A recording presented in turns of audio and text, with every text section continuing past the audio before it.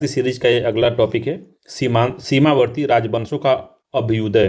ठीक है, तो इसमें सबसे पहला वंश है पाल वंश।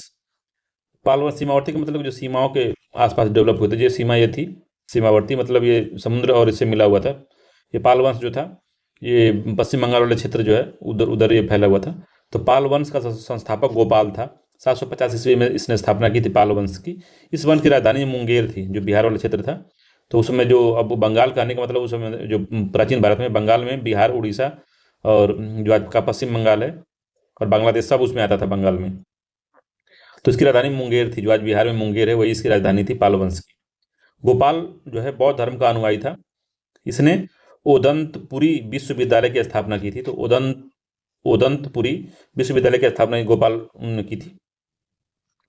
पाल वंश के प्रमुख शासक थे धर्मपाल, देवपाल, नारायणपाल, महिपाल, जयपाल। ये सब जो थे प्रमुख पाल वंश के शासक थे।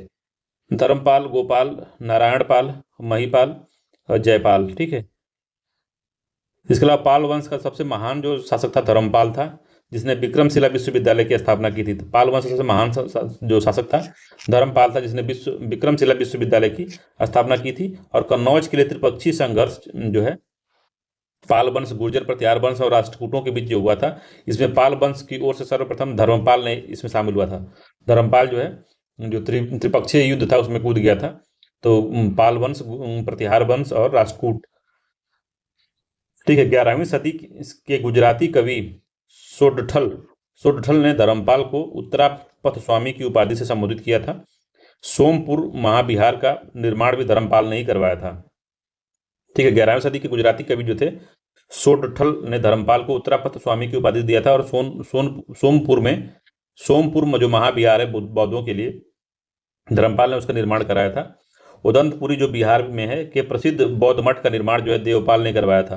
तो उदंतपुरी विश्वविद्यालय की जो स्थापना किसने की थी, तो ऊपर हमने देखा था तो पाल वंशी शासक ही थे जिन्होंने उदंतपुरी विश्वविद्यालय की स्थापना की थी। उदंतपुरी बिहार, उसमें बिहार भी था कि प्रसिद्ध बौद्ध मठ का निर्माण देवपाल ने करवाया था। ठीक है, जावा के शैलेंद्र वंशी, तो जावा क्षेत्र में शैलेंद्र वंशी शासक बालपुत्र देव के अनुरोध पर देवपाल ने उसे नालंदा में एक बौद्ध विहार बनवाने की 5 गांव दान में दिए थे। देवपाल ने ही जो शैलेंद्र वंशी शासक जो था जावा में, जावा मतलब कि जो वाला क्षेत्र है जावा सुमात्रा वाला जो क्षेत्र है उधर वाला, उसका शैलेंद्र वंशी शासक था बालपुत्र देव के अनुरोध पर देवपाल ने उसे नालंदा में एक बौद्ध विहार बनाने के लिए 5 गांव दान दिए थे। अगला है गौंडी रीति। गौंडी रीति नामक साहित्य विद्या का विकास पाल शासक के समय में हुआ था। तो गौंडी रीति नामक साहित्य विद्या का विकास जो है पाल शासकों के समय हुआ है। ठीक है, पाल शासक बौद्ध धर्म के अनुयायी थे। जो पाल शासक थे वो बौद्ध धर्म के अनुयायी थे, ये भी इंपॉर्टेंट है। पाल शासक जो है बौद्ध धर्म के अनुयायी थे। तो ये पूरी बात है पाल वंश के बारे में। अब सेन वंश आता है, तो सेन वंश भी काफी इंपॉर्टेंट है, ये भी लगभग उसी के आसपास ही था। तो सेन वंश की स्थापना सामंत सेन ने राढ़ में की थी। राढ़ एक क्षेत्र है वहां पे की थी। इसकी राजधानी नदिया जो लखनौती है वहां पे हुआ था। तो ये बंगाल वाले क्षेत्र में जो था, वर्तमान में जो बंगाल और भारत का जो बांग्लादेश है और भारत की सीमा पे नदिया जिला है, नदिया है और लखनौती का वाला क्षेत्र है। और सामंत सेन जो था सेन डायनेस्टी में इसका महत्वपूर्ण जगह थी, उसका राजधानी था।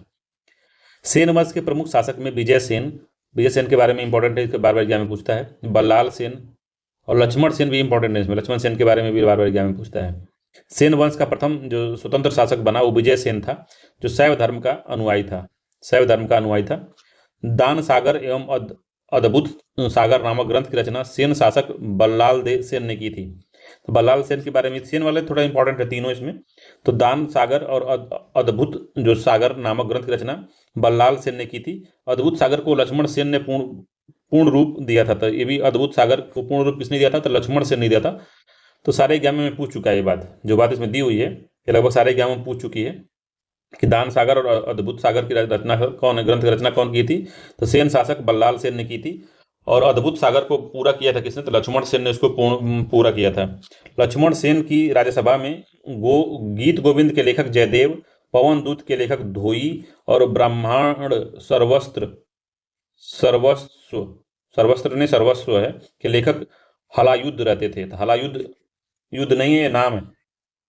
देखिए सेन वंश के जितने भी पॉइंट हैं सब इंपॉर्टेंट हैं। पहला कि दान सागर, अद्भुत सागर के ग्रंथ के जो लेखक हैं बल्लाल सेन हैं, और अद्भुत सागर को पूर्ण किया था लक्ष्मण सेन ने। लक्ष्मण सेन की राज्यसभा में गीत गोविंद के लेखक जो है जयदेव रहते थे, पवन दूत के लेखक धोई रहते थे, और ब्राह्मण सर्वस्व के लेखक हलायुद्ध रहते थे। तो ये भी इंपॉर्टेंट पॉइंट है।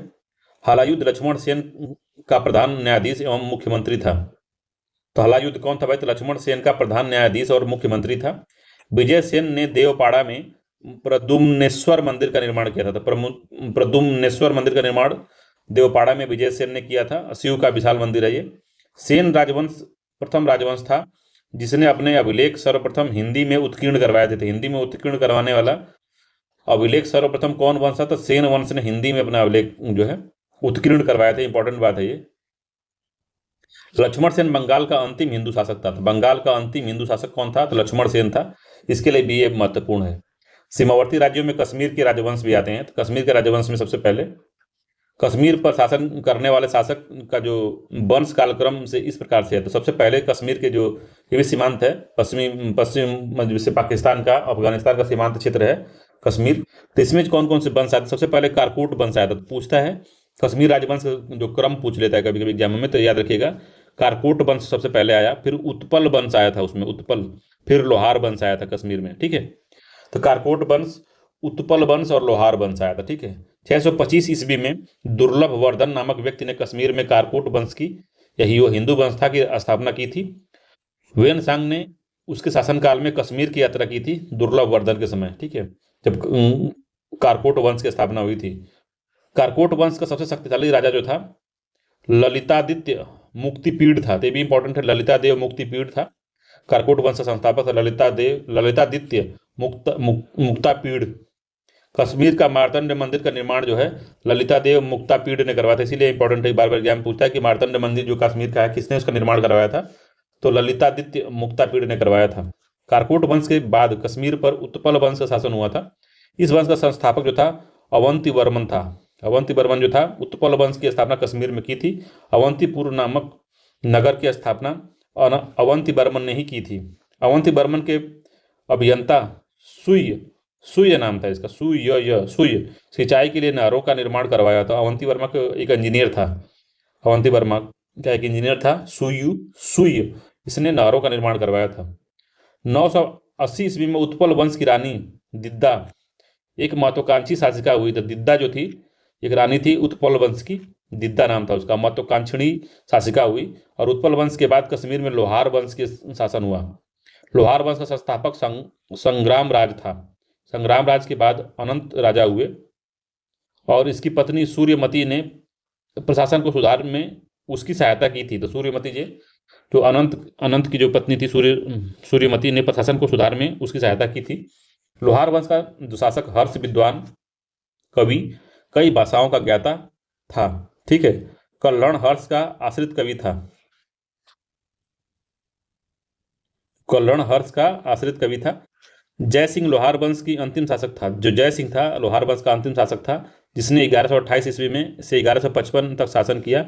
जय सिंह के शासन के साथ ही कल्हण की राजतरंगिणी, जो कल्हण है हर्ष का साथ था। ये कल्हण लोहार वंश का ये हर्ष था, हर्ष विद्वान, हर्ष वर्धन नहीं था। ये हर्ष अलग है, कल्हण का जो हर्ष है आश्रित था। और हर्ष ने ही राजा सिंह ने के शासन में ही कल्हण की राजतरंगिणी, कल्हण की राजतरंगिणी का विवरण जो है समाप्त हो जाता है। तो अब सुने होंगे राजतरंगिणी जो है, जो कश्मीर के हिंदू राजाओं का क्रोनोलॉजी बताती है, हिंदी राजाओं का क्रोनोलॉजी बताती है। और जो कल्हण के जो था जय सिंह के शासन के बाद ही राजतरंगिणी का जो विवरण समाप्त हो जाता है। तो राजतरंगिणी के सबसे अंतिम शासक जो है, राजतरंगिणी में जिस शासक का उल्लेख है, तो सबसे लास्ट वाला जो शासक है राजतरंगिणी में वो जय सिंह है। ठीक है, याद रखिएगा, इंपॉर्टेंट है। और राजतरंगिणी में जम्मू कश्मीर के हिंदू शासकों की क्रोनोलॉजी का पता चलता है। अगला देखेंगे इसमें कामरूप वर्मन वंश। तो कामरूप जो है असम वाला जो क्षेत्र है, असम, उसी के क्षेत्र को कामरूप कहते थे उस समय। तो 4वीं शताब्दी के मध्य कामरूप में वर्मन वंश का उदय हुआ। इस वंश की प्रतिष्ठा का संस्थापक पुष्यवर्मन था। इसकी राजधानी जो थी प्रागज्योतिष नामक स्थान पर थी, प्रागज्योतिष नामक स्थान पर इसकी राजधानी थी। कालांतर में कामरूप पाल साम्राज्य का एक अंग बन गया रह गया। तो बाद में कामरूप जो था, कामरूप पाल वंश के अंदर आ गया। ठीक है। तो ये जो हमारे जो सीमांतवर्ती जो राज्य थे उसके बारे में हमने देख लिया। इसमें आपको देखा पाल वंश, सेन वंश, कामरूप वंश और जम्मू कश्मीर के वंश देखा हमने। ठीक है। अब अगला हम लोग देखेंगे राजपूत राजवंशों की उत्पत्ति कैसे होती है, इसके बारे में समझेंगे अगले वीडियो में।